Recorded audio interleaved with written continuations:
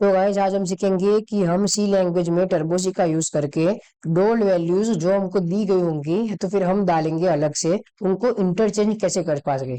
Interchange यानी कि जब अगर दो नंबर है ए और बी तो फिर हम ए की वैल्यू बी में कैसे डालें और बी की वैल्यू ए में कैसे डालें, ये अब आज हम सीखेंगे। तो जैसे कि आप देख सकते हैं हमने यहाँ पे खोल लिया है हमारा टर्बो सी की नई फाइल। हम सबसे पहले यहाँ पे हेडर टैग लिख देंगे जो कि हमारा यूजर है। हम डालेंगे सबसे पहले इंक्लूड std.h और इंक्लूड quantity.h। उसके बाद हम सबसे पहले वर्ड में डाल देंगे।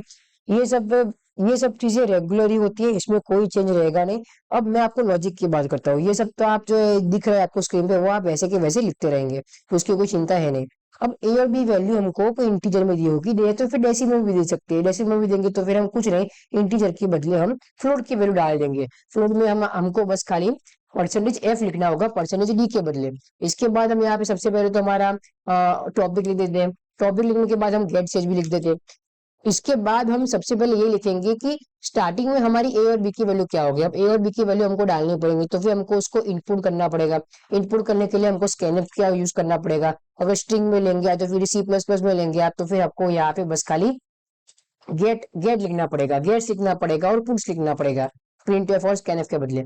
उसके बाद हम सबसे पहले यहाँ पे ए और बी की वैल्यू स्कैन कर देंगे। स्कैनफ करने के बाद हमारा सबसे पहला यही रीजन होगा कि हम उसको डिक्लेयर करें कि पहले ए और बी की वैल्यू ये थी और उसके बाद ए और बी की वैल्यू ये होगी। यानी कि पहले वाली वैल्यू इंटरचेंज किए बगैर की है और दूसरी वाली वैल्यू इंटरचेंज की हुई है। अब सबसे पहले यहाँ पे आप देख सकते हैं मैंने यहाँ पे फर्स्ट नंबर का ए का मैंने लिख दिया। वही का वही मैं यहाँ पे कॉपी पेस्ट कर दूंगा, कंट्रोल इंसर्ट और शिफ्ट इंसर्ट दबाने के बाद फर्स्ट के बदले सेकंड कर दूंगा और ए के बदले बी कर दूंगा। अब यहाँ पे बात आती है फंडामेंटल की। फंडामेंटल ये है कि इंटरचेंज हम अब ऐसे डायरेक्टली नहीं लिख सकते कि ए की वैल्यू बी और बी की वैल्यू ए। अगर आप ऐसे लिखोगे कि ए इज इक्वल टू बी और बी इज इक्वल टू ए तो फिर ए और बी में दोनों में से अगर इंटरचेंज के बाद आपको एक ही वैल्यू दिखेगी। अगर एग्जाम्पल के तरीके आपने सबसे पहले यहाँ पे ए की वैल्यू ली थी 5 और बी की वैल्यू ली थी आपने 9, तो इंटरचेंज के बाद आपको ए और बी दोनों के दोनों या तो फिर 5 दिखेंगे या तो फिर दोनों के दोनों 9 दिखेंगे। हमको ये वाला रिजल्ट नहीं चाहिए। हमको क्या चाहिए कि ए की वैल्यू अगर 5 हो और बी की वैल्यू 9 हो तो बी की वैल्यू इंटरचेंज होने के बाद 5 हो जाए और ए की वैल्यू 9 हो जाए। वो हमको कंपाइलर कंपाइल करके देगा, जैसे कि आपको पता होगा। अब ये कंपाइल होने के बाद हमको ये ऐसे लग तो फिर हमको लाएंगे कैसे, क्योंकि ऐसे डायरेक्टली हम लिख नहीं सकते तो एल्गोरिथम लिखना पड़ेगा। तो फंडामेंटल ये कि हमारे पास दो नंबर है ए एंड बी।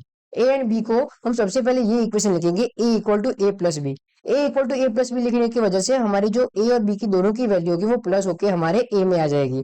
ए में आने के बाद हम सबसे पहले दूसरी और इक्वेशन लिखेंगे कि B equal to A minus B. अब सबसे पहले हमने जो ए की वैल्यू डिक्लेयर की है इक्वेशन नंबर 1 में, जैसे कि आप देख सकते हैं वो A equal to A plus B हो गई है। तो ए की वैल्यू ए नहीं रही, अब ए की वैल्यू ए प्लस बी हो गई है। इसीलिए अब अगर ए की वैल्यू अगर 5 थी पहले तो अब ए की वैल्यू 9 और 9 प्लस 5 हो जाएगी। अगर बी की वैल्यू 9 थी तो अब समझ रहे हैं, फिर से समझा देता हूँ। ए की वैल्यू अगर 5 थी और बी की वैल्यू 9 थी तो पहले स्टेप के बाद ए की वैल्यू 9 प्लस 5 हो जाएगी जो कि होगी हमारी 40। अब बी की वैल्यू हमको लानी पड़ेगी।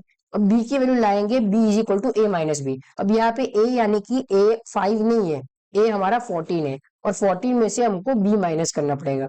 बी माइनस करेंगे तो 14 में से 9 माइनस करेंगे तो 5 आएगी और ये हमारी बी की वैल्यू उसमें सब्स्टिट्यूट हो जाएगी। उसके बाद हम तीसरी कंडीशन लिखेंगे ए के लिए, क्योंकि बी का फंडामेंटल क्लियर हो गया। अब ए की वैल्यू हमको फिर से डालनी होगी। तो ए की वैल्यू हम कैसे डालेंगे, A is equal to A minus B. अब बी माइनस ए कैसे करेंगे, क्यों करेंगे, B equal to A minus B हमको आगे के वैल्यू में हमने फंडामेंटल को क्लियर कर दिया था, डिक्लेयर कर दिया था। B equal to A minus B कर दिया था। अब बी में से हम वापस से ए माइनस करेंगे तो क्या होगा, B equal to A minus B था, अब बी में से भी हमको ए माइनस करना है तो फिर ए माइनस बी माइनस ए होगा हमारा इक्वेशन।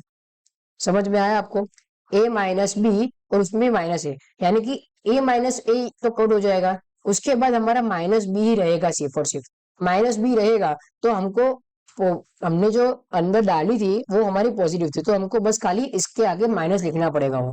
जैसे कि आप देख सकते हैं, आप अभी आपको वो कुछ पता नहीं चलेगा, आप जैसे जैसे प्रोग्रामिंग करते जाओगे आपको वैसे पता चलता रहेगा। तो फिर जैसे कि आप देख सकते हैं हमने यहाँ पे सीधे की सीधी जो भी वैल्यूज या तो फिर जो भी इक्वेशन हमने डिराइव की थी अभी तक वो हम सीधे की सीधी वैसी का वैसे ही छाप देंगे। अब छापने के बाद हम क्या करेंगे, सबसे पहले हम देख लेंगे कि कोड में कोई एरर है या नहीं, क्योंकि ऐसे कोड में क्या होता है कि अगर हमने कोई गलत एल्गोरिथम डाल दिया तो फिर कोई गलती हो गई तो हमारा वो जो लूप होगा या तो फिर जो जो भी हमारा आंसर होगा वो इनफाइनाइट तक चलता ही जाएगा, चलता ही जाएगा, चलता ही जाएगा। वो चलता जाएगा तो फिर आपको स्क्रीन बंद करके चालू करने के सिवाय कोई ऑप्शन रहेगा नहीं। अगर आप वीएस में, अगर तो फिर मिंजी डब्ल्यू में कर रहे हो तो आपका कोड वैसे का वैसा रहेगा, पर टर्बोसी में कर रहे हो तो टर्बोसी में आपका पूरा का पूरा कोड लॉस हो जाएगा। इसीलिए मैं कहता हूँ कि आप सबसे पहले हम आपकी फाइल सेव कर दीजिए। इसके बाद तो फिर आपको फिर से पूरा का पूरा कोड लिखने की जरूरत नहीं पड़ेगी। जैसे कि आप देख सकते हैं हमने यहाँ की पूरी 3 इक्वेशन हमने लिख ली यहाँ पे वैसे की वैसी। इसके बाद हम क्या करेंगे, हम प्रिंटफ डाल देंगे और उसमें सारी की सारी वैल्यूज डाल देंगे, जैसे कि आप देख सकते हैं आगे। तो फिर मुझे तो यहाँ पे हमारे कोड में कोई एरर दिख नहीं रही है, अगर होगी तो फिर हम उसको बाद में जाके सॉल्व कर देंगे। इसके बाद हम प्रिंटफ में लिख देंगे आफ्टर इंटरचेंज स्लैश एन, नई लाइन में ए की वैल्यू परसेंटेज डी होगी, वो हम बाद में लिखेंगे। और स्लैश एन के बाद हम बी की वैल्यू डाल देंगे कि बी की वैल्यू परसेंटेज डी इतनी होगी। अब कॉमा के बाद हमको क्या लिखना पड़ेगा, हम ए के सामने ए ही लिखेंगे और बी के सामने बी ही लिखेंगे। समझ में आया आपको? हमको अगर ऐसे ही इंटरचेंज करना होता तो हम ए की जगह बी लिख देते, बी की जगह ए लिख देते, तो हमको क्या फर्क पड़ता था?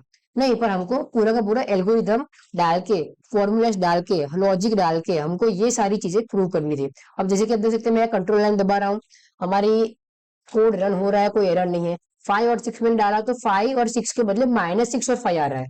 तो मतलब कि जो थर्ड इक्वेशन थी वहां पे हमको बस खाली माइनस और डालना था, या तो फिर पूरी की पूरी थर्ड इक्वेशन को हमको -1 से मल्टीप्लाई करना था। अब वेदर एलएचएस के मल्टीप्लाई कर सकते हो या तो फिर आरएचएस से मल्टीप्लाई कर सकते हो। मैं यहाँ पे आरएचएस से मल्टीप्लाई कर रहा हूँ माइनस से। अब जैसे कि आप देख सकते हो हम यहाँ पे नई वैल्यू डालेंगे 9 और 6, तो हमारा 9 और 6 के बदले 6 और 9 हमारा आंसर आ रहा है। इसके बाद फिर से हम करते हैं, अब दोनों बार माइनस की वैल्यू डाल के देखते हैं, -5 -9, -5 -9 के बदले -9 और -5 हमारा आंसर आ रहा है।